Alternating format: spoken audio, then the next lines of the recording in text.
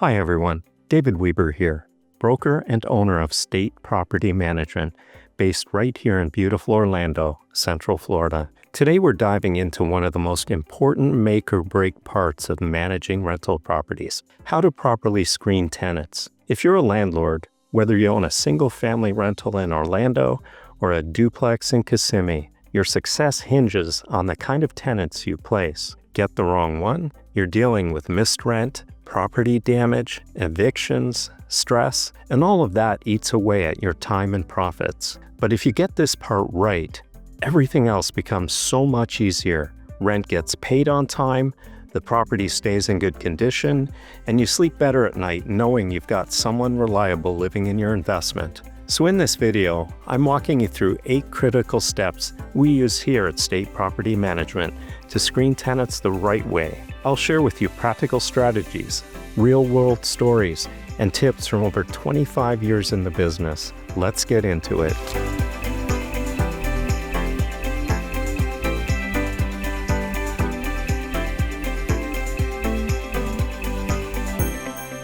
Okay, let's look at step 1, the credit check. This is where we start because it gives us a snapshot of an applicant's financial behavior. Now, we do look at the credit score, sure, but what we really care about is how they manage their obligations. Are they late on payments?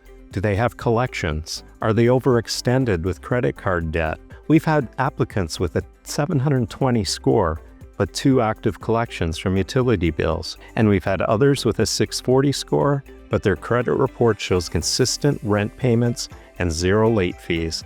So the credit score is just part of the story. Make sure you look deeper.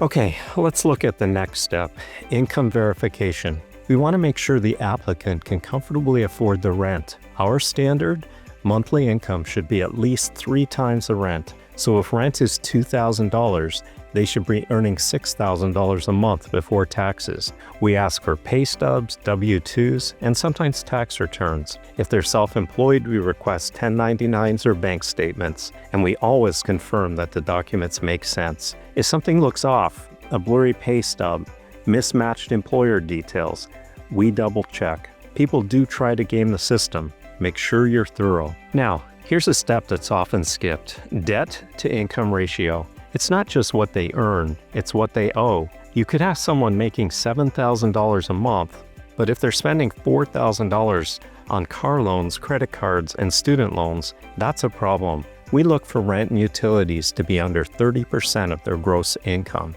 and total debt payments under 40%. You want tenants who can meet their obligations without struggling month to month. This extra step helps spot financial overextension before it becomes your problem. Let's look at step number 4, employment verification. We don't just take the pay stub at face value. We confirm the job is real. We verify the employer is a valid company, that the contact on the application actually works at the company. We've had applicants create fake emails and phone numbers, and even had a friend pretend to be their boss once. A quick LinkedIn or company website check can save you a big headache. We like to check, are they full-time? How long have they been working there? Are they permanent or on probation? A stable work history is a great indicator of rent stability. Now listen, if you're thinking, this sounds like a lot, you're right, it is. That's why our team handles all of this for you. At State Property Management, we follow this screening process for every applicant, no shortcuts. We manage properties from Tampa to Deltona, Ocala to St. Cloud, and everywhere in between, all over Central Florida. If you'd like help finding high-quality tenants, visit managecentralfloridaproperty.com. We'd love to support your rental goals and take the stress off your plate. Step number 5, identity verification. Always request a government-issued ID, driver's license, passport, something official. Match it with the application info. Does the name, birth date, and address line up? Look at the pay stub.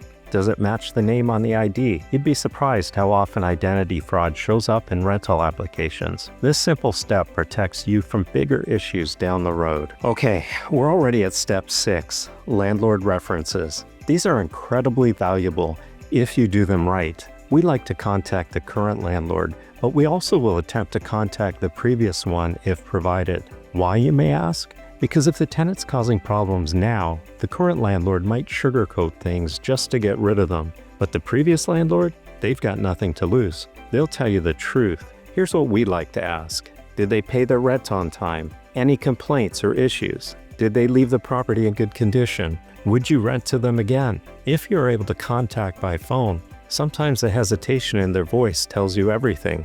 Make sure you listen closely. Now, let's talk pets and pet verification. Here in Central Florida, a lot of residents have pets. We recommend being pet-friendly when possible, but we always verify. We ask the breed, the weight, the age. Are they up to date on shots? And we ask for a photo. This gives us a sense of the pet's size and condition and ensures they're not sneaking in an unapproved breed. This is an important tip. Some landlord insurance policies exclude certain dog breeds. Always double check your coverage. Let's look at the last and final step. Step 8, the criminal background check. This is where you want to proceed carefully. You're allowed to consider criminal history in Florida, but you have to do it responsibly and legally. We look at the nature of the offense, how long ago it occurred, whether it poses a risk to property or neighbors, violent crimes, recent drug trafficking, arson. Those are all big red flags. But a 15-year-old misdemeanor for something minor, that's probably not a deal breaker. Be fair, be consistent, and make sure to document your criteria. Before we wrap up, a few quick tips. 1. Be consistent. Use the same process and criteria for every applicant. This protects you and keeps you compliant with fair housing laws. 2. Document everything. If you deny someone, keep the reason on file. Number 3, don't rush. A few extra days to find the right tenant is always better than 12 months of regret. And number 4, trust your instincts. If something doesn't feel right, take a closer look. Now let's quickly recap the 8 steps. Number 1, your credit check. Number 2, your income verification. Number 3, debt to income ratio. Number 4, employment verification. Number 5, identity check. Number 6, landlord references. Number 7, pet verification. And number 8, your criminal background check. Follow these 8 steps and you'll dramatically reduce your risk. You'll get better tenants, fewer issues, and a much better rental experience. Thanks so much for watching. If you found this video helpful, give it a thumbs up, subscribe to the channel, and hit that bell so you never miss a new video. Drop your questions or your own screening tips in the comments. We'd love to hear from you. And if you want help managing your rental, reach out to us at State Property Management. We're here to help. I'm David Weber, and we'll see you next time.